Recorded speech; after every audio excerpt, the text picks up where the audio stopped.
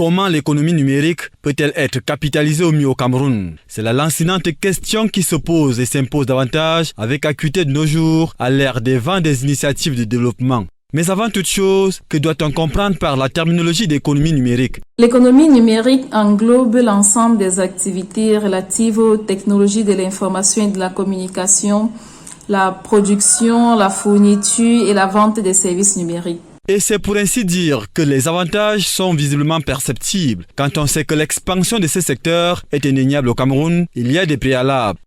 Donc, il faudrait que la réglementation puisse être, accueillante pour cette économie numérique, parce que ça ne sert à rien aujourd'hui de développer des systèmes si après vous allez être bloqué par des textes qui n'intègrent pas cela.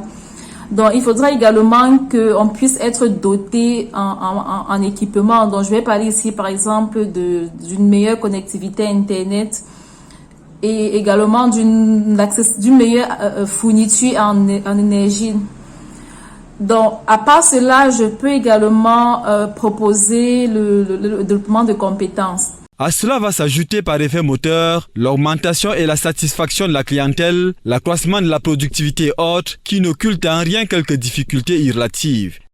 L'économie numérique dans le commerce électronique, par exemple, qui était supposée limiter les barrières, qui était supposée accélérer les activités, accélérer le paiement, accélérer la vente, rencontre plutôt cette difficulté-là et on n'a pas du tout une réelle évolution.